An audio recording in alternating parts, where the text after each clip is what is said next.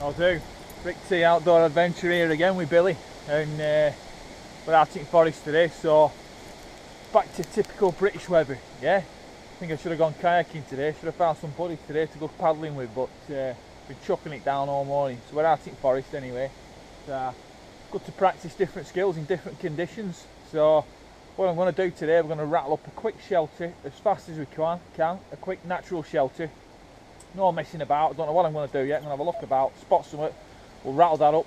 So we'll have a look at that and go for bow drill, why not? While it's wet and damp and a bit minging, see what we can do. So stick with us. Hey, cheers for joining us anyway, catch you in a minute. Still plenty of wood sorrel knocking about. In fact, it's quite nice and fresh today. All this rain on it and everything, beautiful. Lovely little snack as you're moving along. You want some, Billy? Good lad. Right, found a decent spot. Got a few fallen down trees here, front winds, from that beast in the east a while back. So I managed to dig a lot of rocks out at the bottom of there. That's going to do for my fire pit. I've got a fallen down tree there, that's going to do for one side. I'm going to make a lean-to off that. Yep, it's going to be a shelter with a fire. So we're going to have a lean-to with a fire pit in front of it. Dead basic. The ground's on a bit of an angle, but I don't mind that because I like to sleep with my feet slightly lower than my head. So I'll sleep with my head at the top there. There's no widowmakers above us, there's no going to fall on our head. We've got a bit of water, there's a stream not far about down there. The wind's blocked out, we've got a southwesterly coming in, but it's blocked out for all these trees. Plenty of wood to work with, bit of birch I can get for my fire making. It's a bit damp today, but shove it under my armpit. I've got a bit under there now. There's a bit of pine round here, I can grab a bit of resin and what have you. So we'll see how we go with that. So let's crack on with that. It was hard work building a shelter. Never a piece of cake. I'm around building this with fallen trees, dead wood. It's that leave no trace philosophy for training wise. But if this were a survival situation, my bollocks to that, man. You chop down what you've got to chop down. It'll be easier to some extent because you've got to shed loads of resources around here. But I mean, you've got to expend the time chopping it down. But yeah, just for practicing, I'm using what's on ground, what's falling over. So I'd craft dangerous today though because it's that wet. It's about rain. It's really slippy, so I'm wearing gloves. I've got a pair of gloves, but even with gloves on, once they get covered in all slime and all wet bark and everything, it's a dangerous game. It acts. You've got to be careful. So yeah, go for it lean-to. Big thick layer on top of it when I've got old main sticks on. Smashing a bit of malt loaf. Can't beat a bit of malt loaf.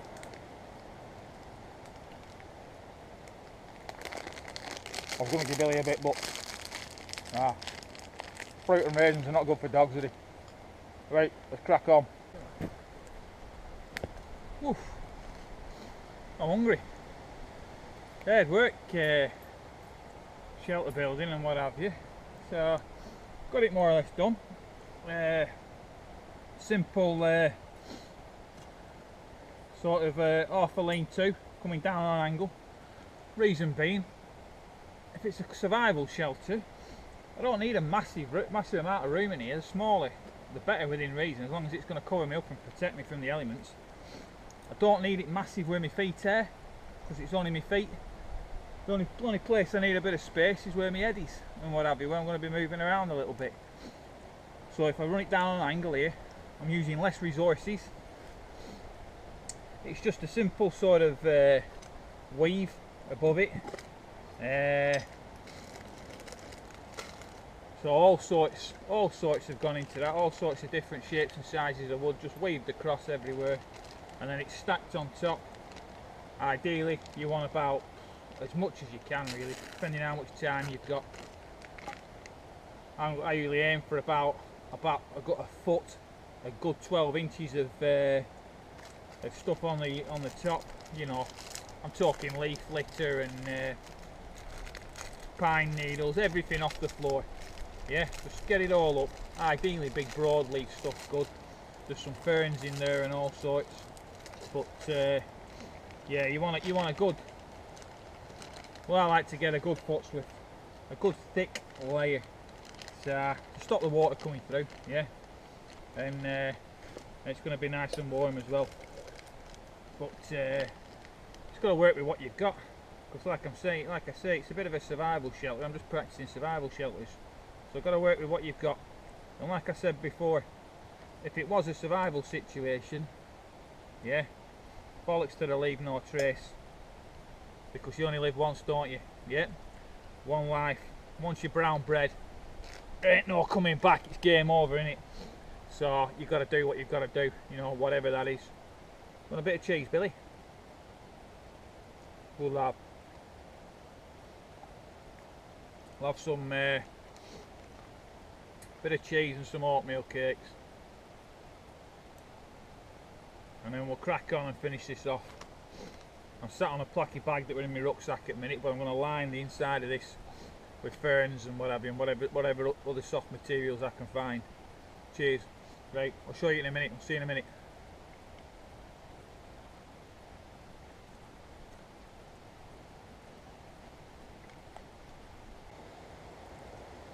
Get your Celamora. I've used this knife for everything. Skinning rabbits, prepping fish and pheasants, to cutting cheese and feather sticks. Yeah, used it for everything, aren't we, Billy Bobs, eh? Piece of cheese. Yeah, get your Celamora. Dogs do theirs.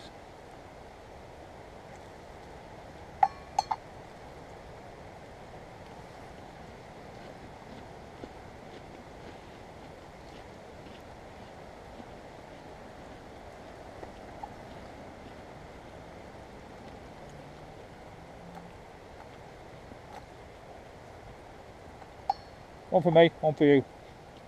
Good lad. Yeah, get one. The mint.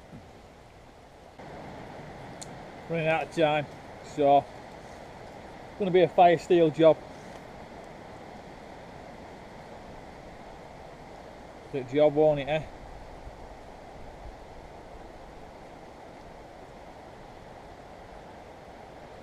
Sometimes the best thing you can do, if you say you want to practice bow drilling wet, don't bring any other method of fire out with you. Then you're stuck to it then. You've got to do what you plan to do. The problem is sometimes if you bring another method of fire out with you, like a ferrocerium rod or whatever, there is the potential that you might think, I'm running out of time. I'll just use that and I'll practice my bow drill next time. I've had a good session today, a good bit of shelter building though anyway. So well, not so bad. So I want to crank this fire up in a sec, and then we'll get where I'll give you a tour of me at shelter. Set that about there, should be about right. I can always lower it down a bit when I get going.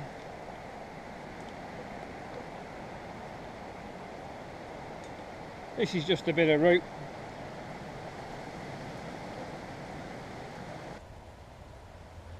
So for fire starting today, basically a bit of birch bark that I had in my jacket pocket. It's been in there for ages. Yeah. So I've got a bit of that. I've managed to start to find a pile of other birch bark. Some of it not too bad. A lot of it pretty damn wet, and I'm looking at using birch twigs, which are all damp, but they have a level of resin in them and what have you, and they don't burn too bad, the little thin ones, even when they're damp. But what I'm going to do with this, when I get it going, I've been rooting round, there's a lot of conifers on here, a lot of pine, etc, and so I've managed to dig a fair bit of resin out of them. So I'm going to set fire to my resin. That'll burn for a length of time, which should get me damp bark going, which then should hold the flame enough to get some of these other bits going.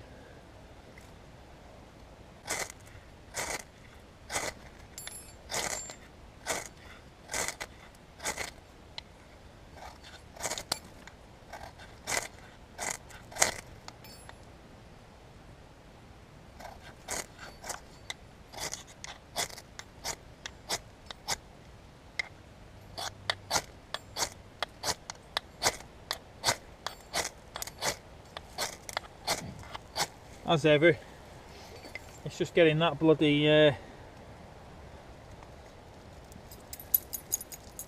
spike to land clean, innit? Peel a bit of this papery stuff off. Yeah, give that a bit of a scrunch up. That's proper good papery. It's on the outside of it. Give that a good rip up. Let's see what we can do with that. It's like tissue paper. That's just the outside of the bike.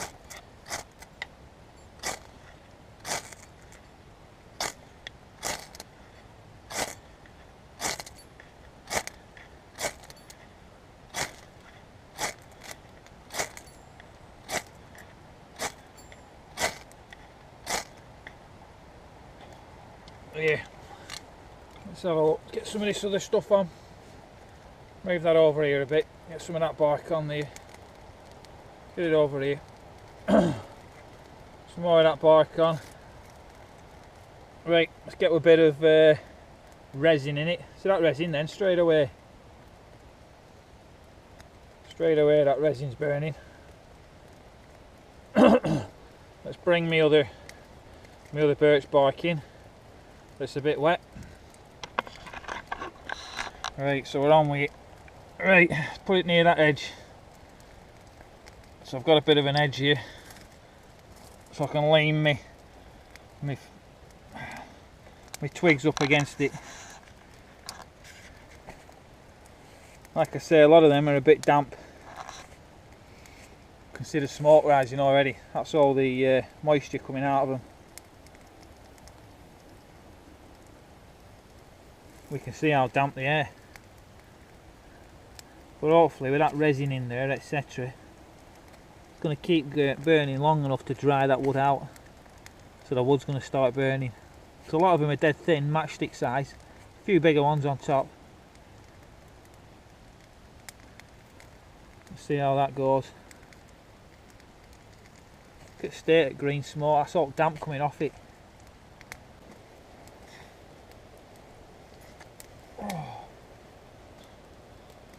Right, so there we are.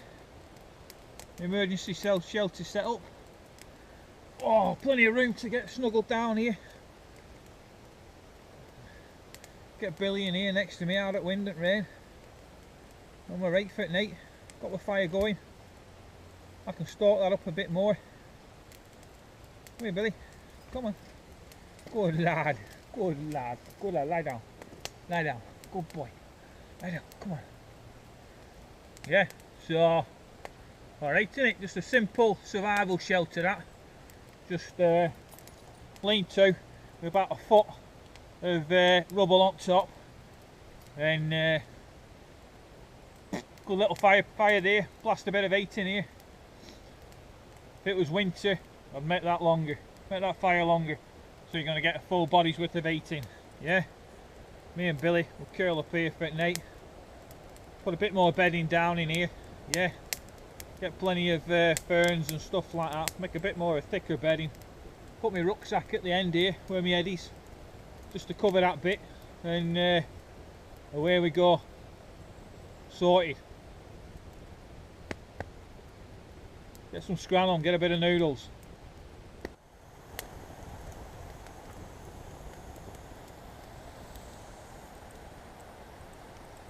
That's for shelter.